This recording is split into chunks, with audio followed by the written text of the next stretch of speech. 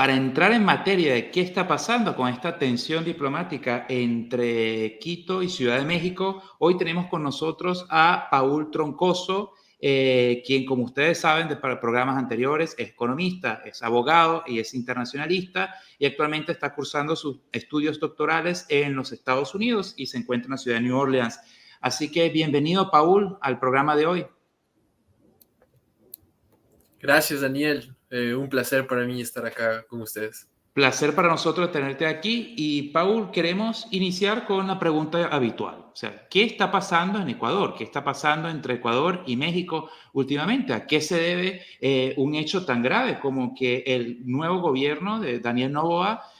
tomara la acción tan drástica de intervenir en la embajada mexicana, violando básicamente el principio de inviolabilidad que tiene una sede diplomática? ¿Qué nos llevó a esto? Sí, claro. Bueno, como habrán podido observar en mis respuestas anteriores, a mí siempre me ha gustado contextualizar y la corriente académica en la que me adscribo normalmente en la mayoría de mis investigaciones es justamente la investigación histórica, la investigación de coyuntura, el institucionalismo histórico, y es por eso que creo que es importante entender el contexto amplio de dónde se produce esta incursión, más allá de lo que pasa el 3, 4 y 5 de abril, es importante entender un poco los contextos. El primer punto que me gustaría compartir es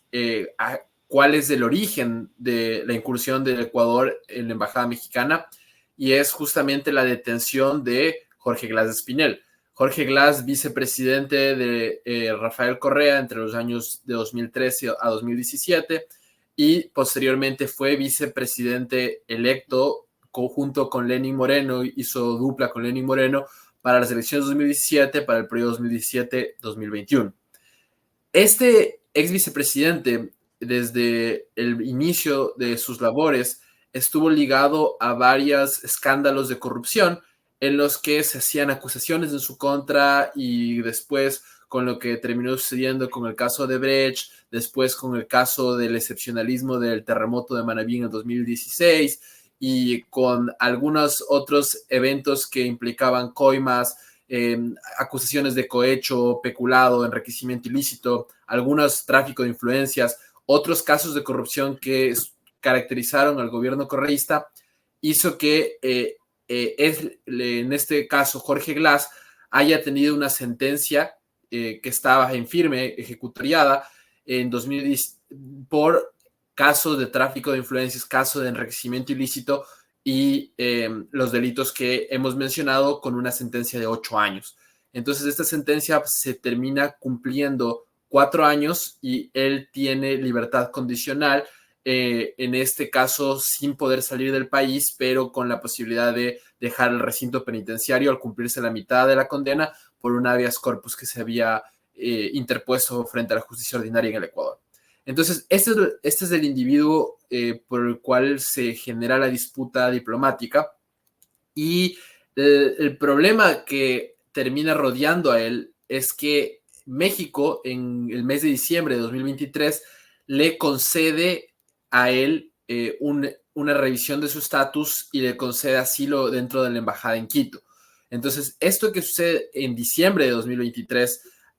sin que se le haya dado un asilo político extendido para que él vaya a México, se le da asilo en la embajada de México, y esta situación provoca que,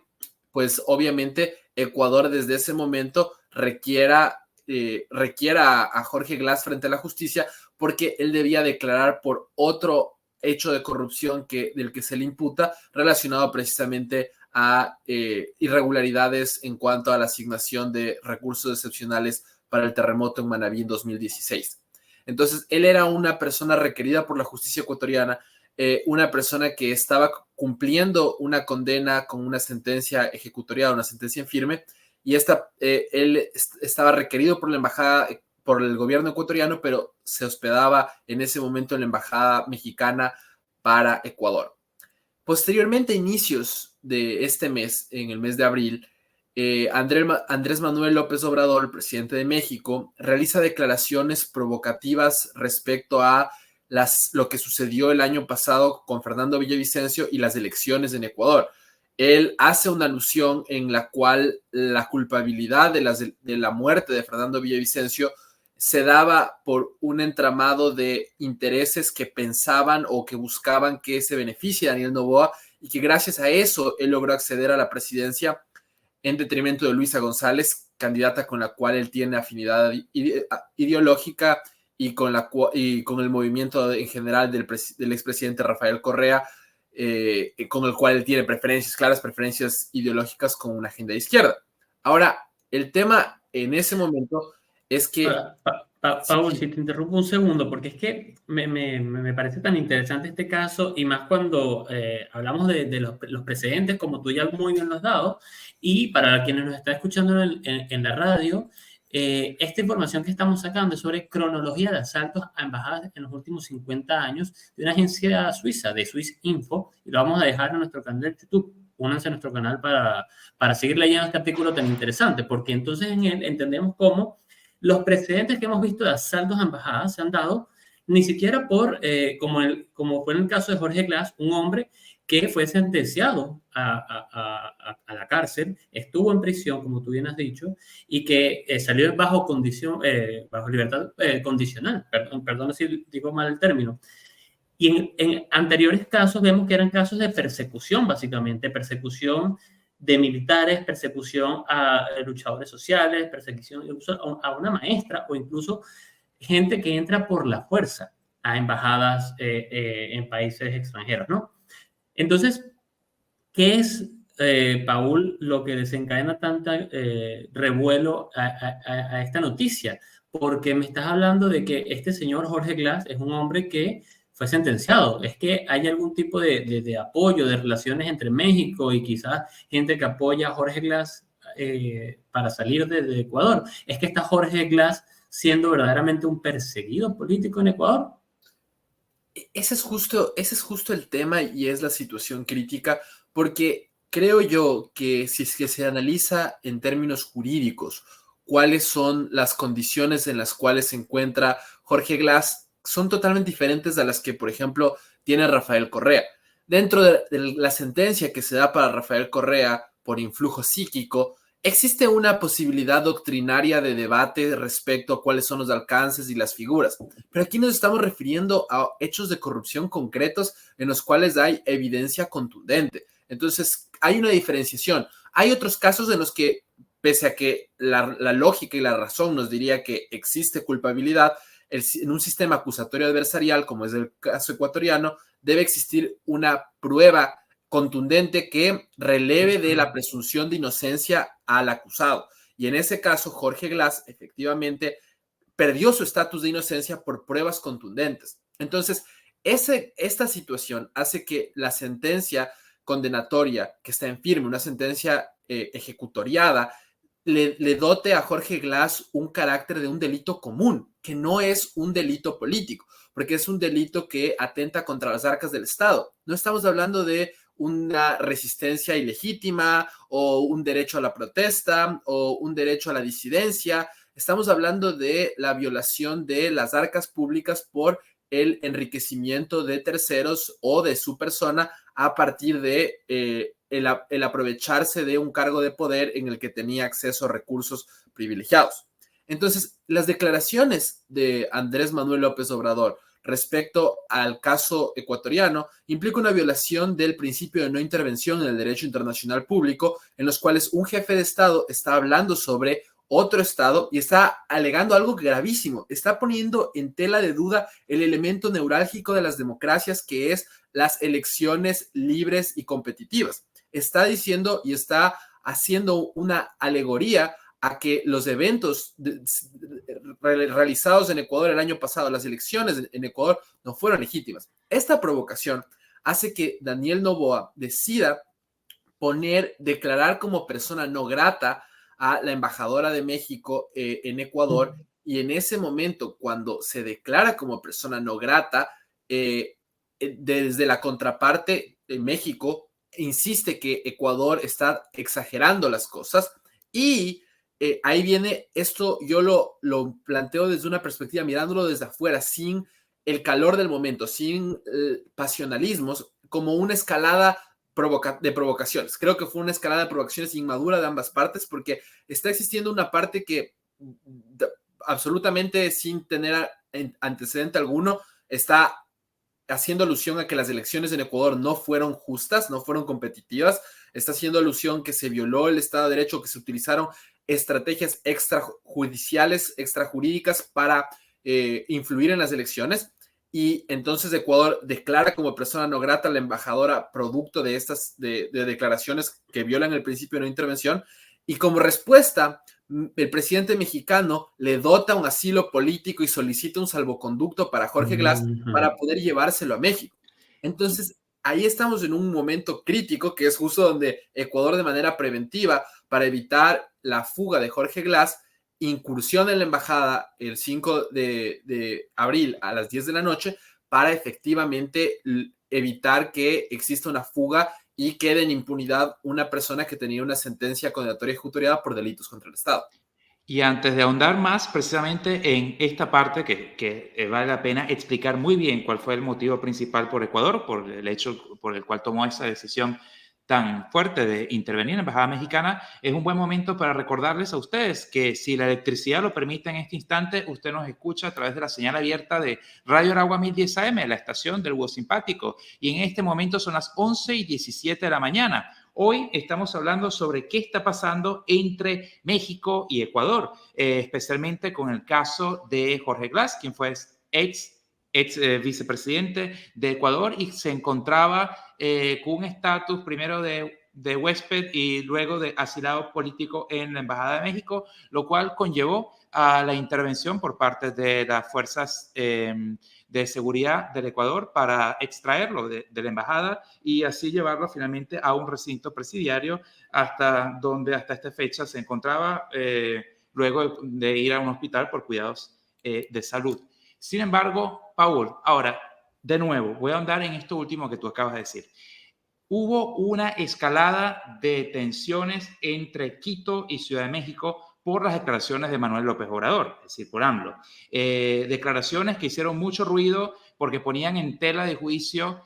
ponían en duda el proceso de la legitimidad de las elecciones que se celebraron en Ecuador ahora a finales del 2023, en el cual salió victorioso Daniel Noboa. Y también hay que remarcar que el ex vicepresidente de Ecuador durante el periodo de Rafael Correa, Jorge Glass, era alguien que ya había sido condenado por el sistema judicial ecuatoriano, en el cual después de un juicio le imputaron los cargos de malversación de fondos, enriquecimiento ilícito, especialmente en las obras públicas después del huracán, y también creo que se vio implicado en el caso de Odebrecht, entre tantas otras tramas de corrupción citadas en esos expedientes. Entonces, vamos a recapitular que Jorge Glass no era un refugiado ni un asilado político por tema de persecución, por su ideología política, por sus nexos con el correísmo, por su orientación o tendencia partidista, sino era porque alguien que ya había sido juzgado por el sistema ecuatoriano, de quien se había encontrado pruebas suficientes que comprometían pues, su inocencia y más bien demostraban su culpabilidad. Y fue el hecho de que México, después de dar Andrés Manuel López Obrador, después de dar unas declaraciones fuera de lugar, también como en retaliación a la ruptura diplomática, pues al declarar no grata persona a la embajadora de México en Quito, de dar asilo político. Entonces esto fue una clara provocación al Estado ecuatoriano, especialmente al gobierno de Noboa, y de todas maneras, no fue una respuesta un poco desmedida el intervenir la sede diplomática mexicana. No podían haber funcionado otros elementos, por más que le estuviera en riesgo de fuga, que fuera una persona a la cual podía darse la fuga en cualquier momento del territorio ecuatoriano, pero no podían existir otros mecanismos diplomáticos o una presión mucho más contundente fuera de la intervención pues, por la fuerza en la sede diplomática. Sí, y yo creo que en este momento se vuelve la parte más interesante del programa, la parte más interesante del análisis, que es precisamente evaluar, ahora que ya estamos todos en el mismo contexto y ya entendemos los antecedentes, efectivamente las implicaciones, las opciones, las circunstancias. Primer punto, En Ecuador existía claramente una lucha contra la corrupción y contra el crimen organizado. Estamos en un estatus de conflicto armado interno en el que existe una posibilidad en la que efectivamente varias de las libertades de acción de otros individuos se ponen en jaque a partir de un contexto que clama diferentes medidas y que clama medidas contundentes, medidas serias. En ese sentido, el dejar en impunidad uno de estos casos o que se fugase, como ya sucedió, son casos que ya han sucedido. Exfuncionarios del gobierno de Correa, una, por ejemplo, que estaba refugiada en la embajada de Argentina, antes, durante el gobierno peronista, existió una fuga y ahora existía un riesgo inminente de fuga. Entonces,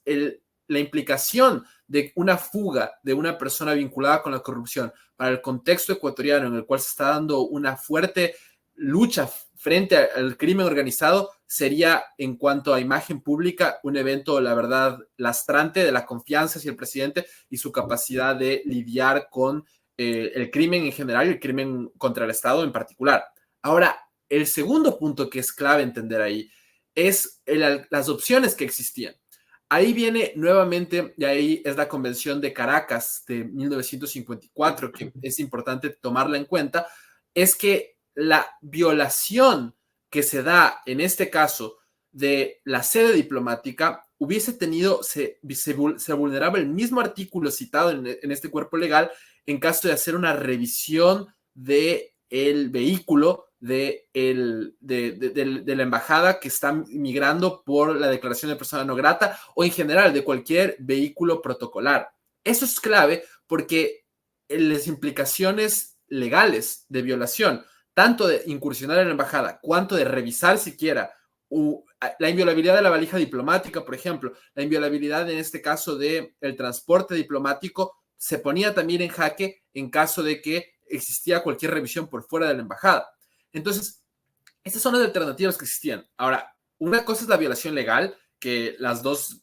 violaciones implicaban la vulneración del mismo artículo, pero otra cosa es la implicación política de esa violación. Si es que se hubiese registrado, se hubiese requisado el vehículo diplomático mexicano, se estaba haciendo la misma violación del derecho internacional, pero con menos implicaciones políticas producto del escándalo que implica entrar en una embajada frente al revisar un vehículo de un embajador. Creo que las dimensiones políticas son totalmente diferentes. Pero el tema que es crítico es que no existía garantía de en qué carro o en qué momento iba a salir Jorge Glass, y en ese caso se hubiese tenido que violar cada uno de los vehículos que hubiesen salido o cada uno, incluso de las prohibiciones de recursos que hubiesen salido, el abastecimiento que entraba a la embajada, cada uno de esos elementos se debió haber revisado y no existía garantía de en cuál estaba y en cuál no estaba Jorge Glass.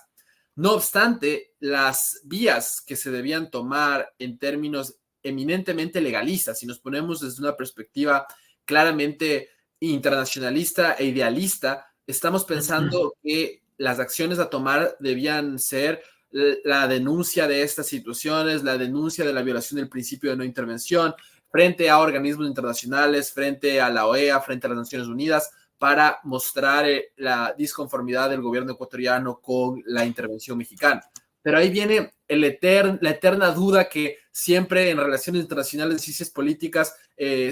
uno discute, que es cuál es la verdadera eficacia de los organismos internacionales para la resolución de conflictos, porque si es que un individuo, en este caso, se llegase a fugar a territorio mexicano, no hay vuelta atrás. Entonces, es una situación delicada, pero hay muchas, y eso lo podemos hablar en el siguiente bloque, pero hay muchas consecuencias y consecuencias críticas de esta situación, y las consecuencias, hubiesen habido también consecuencias políticas y consecuencias internas si es que se hubiese fugado. Y ahí hay un poco ese doble estándar moral, porque existe el achacamiento de parte de sectores de oposición hacia el presidente en cuanto a cómo se le hubiese achacado si es que se fugaba Jorge Glass por la suavidad o el accionar pusilánime que tendría en caso de que no tome una ejecución directa. Y también se va a criticar que genere esta violación de una sede diplomática. Ahora, el violar una sede diplomática es un tema que pone tambalea al sistema en general del derecho internacional. Es una situación crítica, pero también las medidas que se estaban adoptando o la situación en la que se podía fugar una figura de ese perfil era crítico para la moral y para la ética pública de pensar que se puede ejecutar un crimen contra el Estado y salir en impunidad. Es esa tensión que, claro, es difícil responder sobre cuál es el bien jurídico protegido más importante, pero que claramente plantea una circunstancia que va a tener consecuencias nefastas para Ecuador, pero que eminentemente existe un razonamiento detrás y no una funcionalidad directamente política como se quisiera plasmar. Ahora, una cosa, Paul, que yo te quería preguntar, pero antes de seguir preguntándote, porque esto se está poniendo bastante interesante, recordarle a todos los que nos están escuchando a través de la poderosa señal de Radio Aragua 1010 AM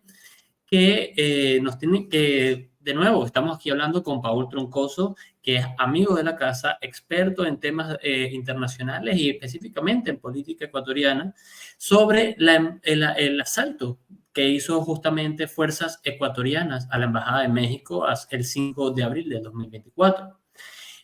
Y también recordarles, queridos oyentes, para todos los que nos escuchan, que si nos están escuchando por la radio, recordar unirse a nuestro canal de YouTube y seguirnos en todas y cada una de nuestras redes sociales, tanto en TikTok como en Instagram, donde tenemos información más corta y condensada que seguro será de utilidad y de interés para todos ustedes. Ahora, Paul, porque vamos a recapitular y recapitulando diciendo que no son condiciones normales, como tú bien decías, porque estamos en una situación, un contexto país donde Ecuador está en estado de, se puede decir, terrorismo, un conflicto armado interno, por la escalada de violencia por las pandillas ligadas al narcotráfico. Esto ya da de por sí que cuando llega esta escalada del conflicto entre la Embajada de Ecuador y entre los gobiernos de Ecuador y México, hace que llegue o que el gobierno de Ecuador ataque este problema de raíz y, como tú bien decías, porque podían estar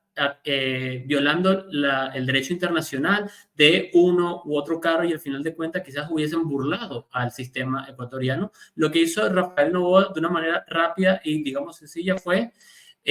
atacar el problema de raíz y extrayendo por la fuerza a quien fuera vicepresidente de México, de Ecuador, durante varios periodos constitucionales en el pasado. Entonces, con todo esto que está pasando a día de hoy, hay muchas cosas que se ven y salen a la luz. Muchas preguntas que surgen. ¿Es que acaso ha habido algún caso de influencias externas para que Daniel Noboa haya tomado esta decisión tan imprudente, si se quiere, tan altanera, tan corajuda, también puede ser la palabra? ¿O es que efectivamente Daniel Noboa ha realizado esto para proteger y defender el derecho de su propio país? Y todo esto también ante una situación donde Daniel Noboa se ve que está defendiendo la situación de su país, el derecho de su país, ante un país como México, con un presidente que tiene una cuestionable imparcialidad, siendo un país que critica la injerencia de los gobiernos españoles y de muchos gobiernos de tendencia distinta a la a nivel internacional. Entonces, Paul, ¿qué piensas? ¿Ha actuado de manera independiente o como dicen algunos medios, ha tenido alguna influencia o protección de otros gobiernos poderosos, si se quiere, el gobierno de Daniel Noboa? Y la verdad es que en este caso el tema es, el análisis termina siendo especulativo. El análisis que se puede hacer sobre eso es bastante especulativo, pero dentro de la información oficial que se tiene, dentro de la información que nos podríamos guiar, la decisión tendría más sentido que se haya dado de manera independiente que bajo órdenes de una tercera parte. Y esto lo digo un poco analizando las declaraciones de los países que terminan condenando la situación y pensando la posición que tuvo la comunidad internacional frente a la violación de la sede diplomática. Porque aun cuando exista una oposición total hacia un gobierno de izquierda o en caso de que un país externo esté con una posición drástica en contra de la corrupción, el violar esta institución terminaría por abrir una caja de Pandora y podría generar un efecto réplica, sobre todo en situaciones de conflicto. Entonces, la mayoría de los países, aun cuando se hayan opuesto al gobierno de Correa, aun cuando hayan sido férreos opositores a que Jorge Glass quede en impunidad y que lo que haya hecho México es inadecuado, los riesgos para sus propias embajadas, para sus propios intereses, de que un país que haya vulnerado esta situación no reciba sanciones, es grave. Y es muy grave para sus intereses. Ahora, también yo creería que la situación de pensar si es que es grave para ellos que les puedan dar asilo a criminales de sus países en caso de que vulneren la integridad nacional y lo hayan pasado. Me pongo a citar algunos del caso Snowden, por ejemplo, entre Estados Unidos y Rusia, por recordar algunos de esos eventos que fueron extremadamente críticos y en los cuales existió una grave tensión internacional y existió un grave reclamo por la repatriación de ciertos individuos. Es el eterno dilema del derecho internacional, la soberanía de los países frente al interés común, frente al interés colectivo, pero que la decisión Paul, haya venido... Sí, sí, sí. el caso de Julian Assange, que estuvo asilado en la embajada ecuatoriana en Londres por casi 6, 7 años, estuvo él ahí de Sí, asilado claro, político. sí, claro, no, esa es otra situación en la cual Reino Unido no generó, no vulneró la inviolabilidad del territorio, aunque sí se coqueteó con esa idea en 2012, sí existieron declaraciones por parte del Reino Unido que denotaban ciertas circunstancias, pero el problema también era el riesgo para sus embajadas en países, sobre todo de Medio Oriente, de el que quede un precedente de este estilo. Entonces, el tema, claro, y el tema después con Assange es que el gobierno de Lenín Moreno le termina declarando persona no grata y entregándole a las autoridades, pero bajo su propia decisión, bajo la decisión del gobierno ecuatoriano. Entonces, es un tema delicado, es un tema donde las circunstancias o las formas no fueron las idóneas, porque si uno, yo no creo que un tercer país para sus intereses, como por ejemplo Estados Unidos, haya podido generar o empujar esa injerencia, tal vez ciertos sectores muy particulares de la interna, pero no como política de Estado. Y el tema está en que el ideal o lo perfecto, lo mejor, la mejor salida que hubiese sido de este problema es que efectivamente México reconozca el estatus y diferencie lo que es el asilo político y las prohibiciones para ese asilo político cuando son producidas por delitos comunes, que termina violando la soberanía de un país y el principio de no intervención. Entonces, esta situación es crítica porque lo idóneo hubiese sido la entrega voluntaria de Jorge Glass, pero el tema está en que la politización o el poder decir que en realidad las sentencias no fueron bajo un sistema jurídico probo, que eso es lo que está implícitamente, lo que dice el gobierno mexicano al otorgar este asilo frente a una sentencia condenatoria ejecutoriada, es que la justicia ecuatoriana no es deficiente o no es imparcial. Entonces, eso, entre líneas, se está poniendo en jaque la soberanía y el principio de no intervención hacia el Estado ecuatoriano, que es un punto crítico, pero de eso a que la situación haya sido fraguada por una tercera potencia me parece muy improbable, sobre todo por los prejuicios o los costos políticos del sistema internacional de que se empiece a tambalear el principio de inviolabilidad de las embajadas.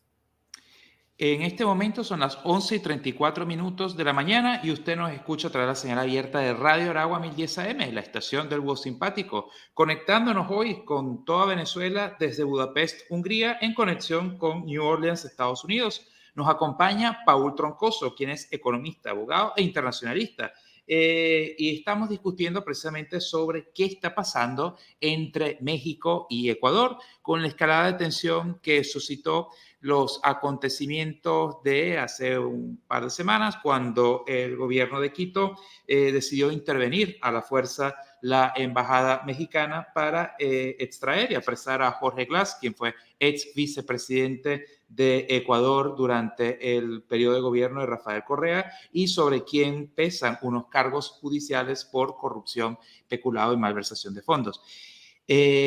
Paul, hay muchas maneras de ver esto. La principal es que Daniel Noboa inicia la presidencia con plomo en el ala, porque apenas toma el mando del país, enseguida se suscitan los eventos de enero, cuando se fuga el Fito y vienen los motines en las cárceles, que hubo que militarizar especialmente Guayaquil y todo lo demás. Y ahora se produce este incidente diplomático en el cual abordamos la primera parte del programa, que fue una escalada de tensión precisamente que se derivan de las declaraciones de Andrés Manuel López Obrador, presidente de México, quien había puesto en duda la legitimidad del proceso ecuatorial mexicano después del evento acontecido con el asesinato de Fernando Villavicencio, y también ha puesto en duda la justicia ecuatoriana o la probidad del sistema judicial ecuatoriano sobre el caso de Jorge Glass, sobre los cargos que se le imputan y la sentencia sobre, que pesa sobre él. Entonces, este accidente, mejor dicho, este incidente diplomático,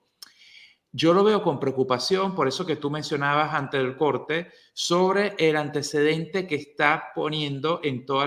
que está sentando en toda la región. Y fíjate tú, como mencionaba Jorge cuando inició el programa, los únicos dos antecedentes, bueno, tres en realidad que tenemos en la región, fueron en Uruguay durante los años 70, cuando la Fuerza de Seguridad del Estado uruguayo, durante las dictaduras militares, tomaron por la fuerza la Embajada de Venezuela para apresar a una refugiada política que era una maestra. Luego pasó también en La Habana, Cuba, cuando fuerzas cubanas tomaron la Embajada de Ecuador también para buscar un disidente cubano que allí se había asilado. Entonces, los primeros dos eran fueron incidentes ocurridos de manos de unas dictaduras en todo sentido de la palabra, o por lo menos gobiernos de mucha total ilegitimidad o mucha discrepancia en cuanto a términos de democracia se les podría considerar. Entonces, estos incidentes ocurrieron bajo un esquema totalmente no democrático. Esto ocurre en Ecuador dentro de un gobierno democrático. Como tú bien has dicho, Jorge Glass, el riesgo de fuga que tenía era bastante alto, y no es tanto Jorge Glass, sino todo lo que Jorge Glass representa en un momento donde el gobierno Noboa está dando una lucha intensa contra la corrupción y contra todas las tramas y lazos de poder que se desprenden de la corrupción y tráfico de influencia, entre otras cosas. Sin embargo, en nuestra región es muy discutible qué sistema judicial es pro y qué no, quién es verdaderamente perseguido político y quién no, a quién le pueden fabricar o no algún tipo de cargo o juicio simplemente para poderlo justificar ante la comunidad internacional y justificar este tipo de acciones. Que no estoy diciendo que sea el caso de Ecuador, no estoy poniendo en duda la probidad del sistema judicial peruano, ecuatoriano, disculpen, sino que básicamente el problema es que yo veo que en nuestra región es muy discutible, es una línea muy fina entre sistemas judiciales que realmente son pro y aquellos que no, y que ahora en adelante nuestra región puede entrar en una especie de ciclo de violaciones de inmunidades diplomáticas con la salvaguarda de estar actuando en pro de los intereses nacionales y de apresar a personas que se consideran enemigos del Estado por una serie de elementos X que puedan ocurrir. ¿Tú crees que esto puede darse como desde el punto de vista de la especulación, tú crees que este puede ser un escenario posible en Latinoamérica? Sí, bueno, hay un tema muy delicado, y el tema delicado está en que ¿cuál es de esa barrera? ¿Cuál es esa línea? ¿Cuándo podemos ponernos a pensar que es una persecución política y cuándo podemos ponernos a pensar que efectivamente es un acto de delincuencia? ¿Cuándo es lawfare y cuándo estamos hablando de la búsqueda de evasión de respuestas y responsabilidades? Y ahí es donde yo creo que es un análisis casuístico que debe darse. Cada contexto, cada sociedad pondera o castiga ciertas prácticas en mayor o menor medida que otras. Y en ese caso,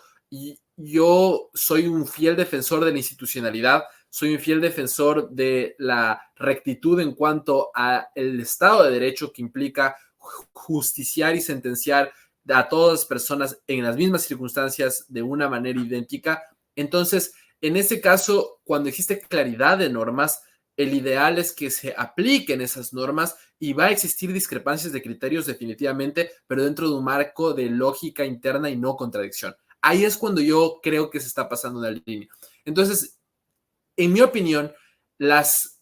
implicaciones o las consecuencias porque se sentencian a inocentes en función de culpables potenciales que tengan leyes más restrictivas, termina siendo más gravoso. Es decir, el que las leyes sean más incisivas en cuanto a los derechos y a las libertades civiles y restrinjan las posibilidades de brindar asilo, termina siendo más gravoso porque podemos ponernos a pensar en el caso de otros países en la región donde efectivamente la oposición sufre graves vulneraciones hacia sus derechos políticos y que esas vulneraciones pueden tener consecuencias nefastas para la democracia, consecuencias nefastas para efectivamente hablar de que el estado de la democracia es saludable. En ese sentido, el que existan garantías para que una persona pueda salvaguardar su vida producto no de un delito contra otro individuo, contra el patrimonio público, sino una posición política distinta, una opinión distinta es fundamental, es el cimiento y el principio de toda democracia. En ese caso, yo creo que el pensar ahora de cuáles son las consecuencias de esto es que el gobierno ecuatoriano sí debió haber tenido una reflexión y creo que no es tarde para hacer declaraciones en las cuales se enfatice el hecho de que el principio de asilo con fines políticos, donde existe una duda razonable de que el caso atiende a razones políticas, debe primar y debe mantenerse, pero debería existir un caso de excepcionalidad o una instancia de excepcionalidad en las cuales el individuo sea resguardado por una tercera parte. Creería yo que sería una de las soluciones, por simplemente bosquejar algunas. Creería yo que en el caso de que una persona existe una duda razonable de que la persecución o los juicios a los cuales ha sido sometido se dieron por razones políticas, la persona tenga la posibilidad de ir a una sede de un país neutral y que se mantenga en esa sede mientras un tribunal independiente analiza no el caso, el fondo del caso, sino exclusivamente el nivel de politización del caso, si es que la justicia está siendo parcializada, está existiendo falta de objetividad. Creería yo que esa sería una solución intermedia, pero que es muy difícil para el derecho internacional porque existen demasiados pasos intermedios, demasiados costos y complejidades logísticas que dirían cuál es un país neutral, cuándo un país podría tener esta condición de saber si juzga o no juzga el nivel de politización, debería o no debería estar inmiscuido en los asuntos internos para tener el conocimiento suficiente de esto. Son puntos que son muy delicados y que no tienen una respuesta clara. Entonces ahí es donde la política, más que una ciencia en cuanto a su aplicación, se vuelve un arte, porque se debe saber en qué momento resguardar y en qué momento poner en tela de duda la politización de los tribunales, la politización de las cortes y, en ese caso, la restricción de derechos civiles o políticos a costa o a nombre de la soberanía de un país. Y eso es un problema de la ciencia política y de las relaciones internacionales que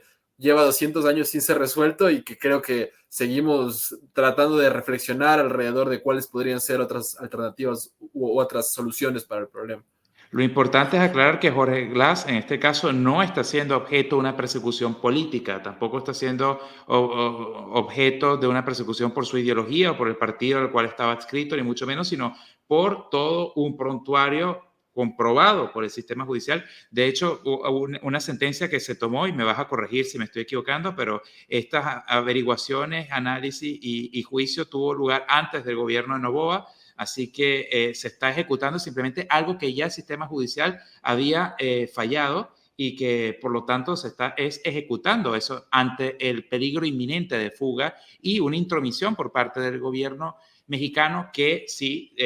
nos ponemos según los principios del derecho internacional o análisis político, estudio internacional, cualquier doctrina que uno quiera escoger, es una clara violación del principio de no intervención en asuntos internos de nuestros países con las declaraciones e incluso con conceder un asilo, porque esto desde el punto de vista de especulación, conceder el asilo a Jorge Glass con todo el prontuario que tenía ya de un gobierno anterior, el sistema judicial había emitido esta sentencia, es una clara provocación. Jorge, yo sé que me estoy extendiendo aquí.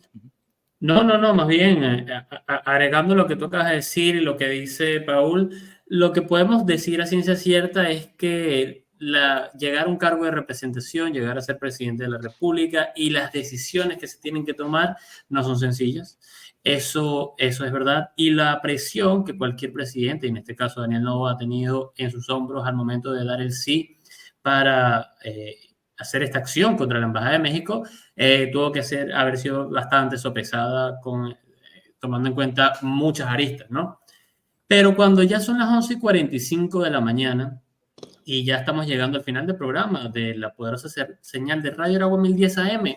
y usted que nos escucha por la radio, le invitamos nuevamente a que se una a nuestro canal de YouTube, dele clic a la campanita y no se pierda de las notificaciones. Únase a esta gran familia, que ya estamos a punto, a nada de ser 1000 en esta comunidad. 1000 personas que siguen desde afuera, hablan desde afuera, y nos mantenemos conectados sin importar dónde estemos en cualquier parte del mundo, no solamente la diáspora venezolana, sino nuestra comunidad hispana en el exterior también. Entonces, Paul, yo quería hacerle una pregunta, porque bueno, en breves palabras, porque tomando en cuenta algo, lo que fue ya 11 de abril de este año 2024, México ha presentado una demanda en la sede de la Corte Internacional de Justicia por los hechos ocurridos el 5 de abril. Y la posición de Daniel Noboa, ¿qué se escucha en Ecuador? ¿La población está a favor de lo que ocurrió? ¿Está de acuerdo con el presidente? ¿Hay voces de desacuerdo? ¿Qué dice la política acá y qué dice la población también, que es importante? Claro, ahí tendremos que diferenciar diferentes segmentos de la población. En un primer lugar, obviamente, toda el ala correísta, tanto fuerte como blanda, condenó de forma rotunda la posición y las acciones llevadas en contra de Jorge Glass. Claro, son parte interesada. Por otra parte, existió también un importante número de votantes que no tenían adscripción a ninguno de los bandos, que se mostró bastante disconforme con la situación, producto de las posibles consecuencias comerciales, turísticas y potenciales riesgos, porque es peligroso. México está solicitando que se remueva Ecuador de las Naciones Unidas. Estamos hablando de una situación que sobrepasa niveles y de hecho se va a presentar ante la Corte Mundial un recurso para solicitar medidas más robustas. La OEA condenó esto. Las consecuencias para Ecuador, la comunidad interna inmediatamente estuvo alarmada sobre las acciones tomadas, porque puede tener efectos catastróficos para el país si es que no se logra llegar a un acuerdo adecuado. Ahora, después, en la posición que defendía Daniel Noboa y a los entornos que estaban a favor del proceder del gobierno, la división es partida entre quienes son férreos defensores de las instituciones, las personas que dicen que era imposible que exista bajo ninguna circunstancia y que no hay forma de que, sea cual sea el criminal del que estemos hablando, se viole una sede diplomática, y de las otras que eran claramente anticorreístas y con un sentimiento de férrea oposición a la corrupción y el crimen organizado, que decían que en este caso los medios adoptados fueron de última ratio porque no había en realidad otra alternativa. Creo que ese es un poco el panorama de las diferentes facciones. No hay un consenso general, pero cada una de las partes manifiesta posiciones. Definitivamente el nivel de aceptación, si es que tomamos en cuenta el total de la población, sobre la irrupción de la embajada es relativamente bajo, pero también hay una parte de la oposición no menor que consideró que esto era un evento de última ratio para evitar que tenemos un término en Ecuador que se usa comúnmente, que es que se te rían en la cara, evitar que se cometa el hecho gravoso de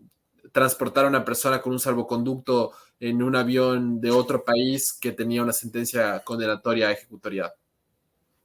Sí, lo que podemos concluir también es que al final de cuentas tomar medidas, si se quiere, necesarias, o medidas de este calado, nunca van a ser populares. Tomar medidas difíciles nunca son populares, y eso lo hemos visto a lo largo de la historia. Muchos gobiernos han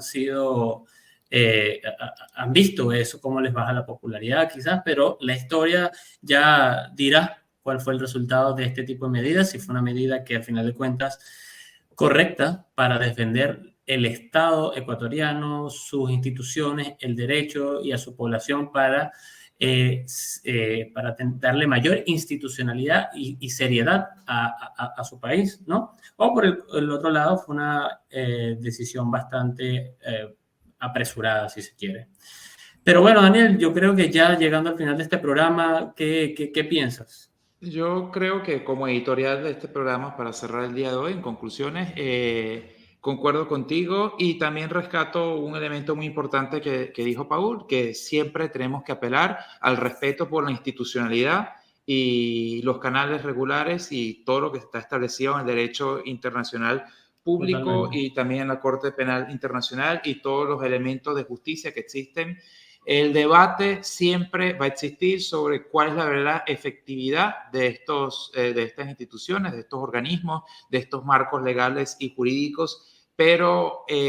los estados, mientras más se apeguen a esto, pues más podemos lograr una convivencia, aunque no es menos cierto que el día de hoy hemos querido traer precisamente un análisis imparcial y objetivo para entender cuáles fueron las verdaderas motivaciones que estaban detrás de este elemento. Es un Estado que está actuando en manera de defender su soberanía también y su integridad y no dejar que se le escape una persona que era dañina para la democracia, alguien que tenía Y ya una solicitada por la sentencia justicia, al firme, final de cuentas. exactamente, solicitada por la justicia, como fue el caso de Jorge Glass, sobre quien pesan una serie de cargos precisamente por corrupción, malversación de fondos, enriquecimiento ilícito, todos atentados contra el erario público ecuatoriano. Y también de una manera objetiva se analizó el rol de México en este caso, y cuando hablamos de México hablamos básicamente del Estado encabezado por Manuel Andrés López Obrador, quien ha tenido una actitud que de cierta manera se puede considerar totalmente injerencista en cuanto a la política interna ecuatoriana, porque una cosa es un asilado político por veros y probos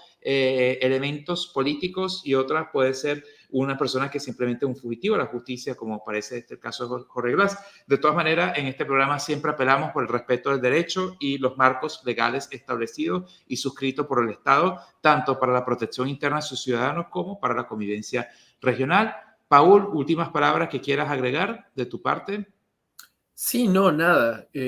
Instar nuevamente a todas las personas de la comunidad de tener en cuenta siempre perspectivas que sean veraces, que se basen en hechos y no en especulaciones. De la misma manera, pensar que existen situaciones extenuantes, excepcionales, que muchas veces empujan a violaciones momentáneas, pero que en mi opinión lo más importante es que siempre prime la racionalidad, la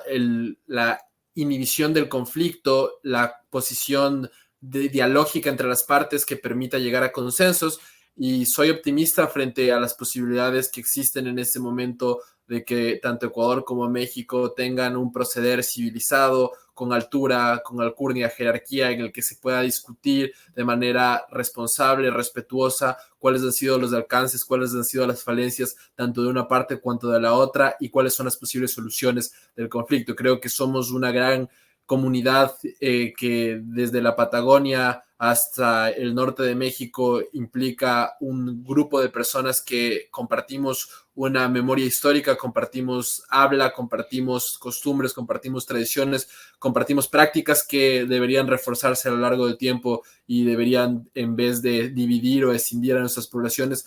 unirnos para que desde esa reflexión y desde ese común denominador de experiencias podamos evocar nuevas ideas, podamos dilucidar nuevos futuros, nuevas posibilidades que nos permitan avanzar como región y nos permitan llegar al tan ansiado desarrollo, siempre sostenible, sustentable, pero a fin de cuentas un progreso conjunto como región.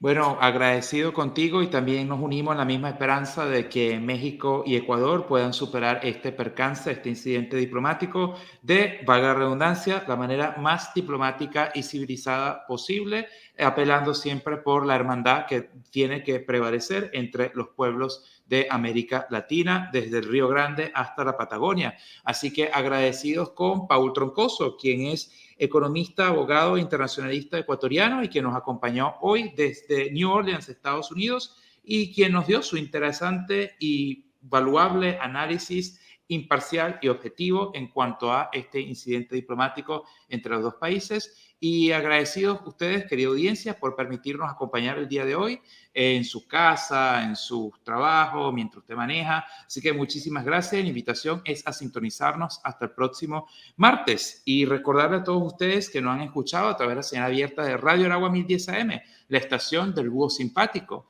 En la producción ejecutiva, Néstor Labrador. En la vicepresidencia ejecutiva, Hansen Labrador. En los controles técnicos, Melanie Sorfila y Néstor Alba. En la plataforma transmisora, Luis López. Y frente a los micrófonos, quienes se despiden, Jorge Michael y Daniel Lee Morato. Hasta el próximo martes.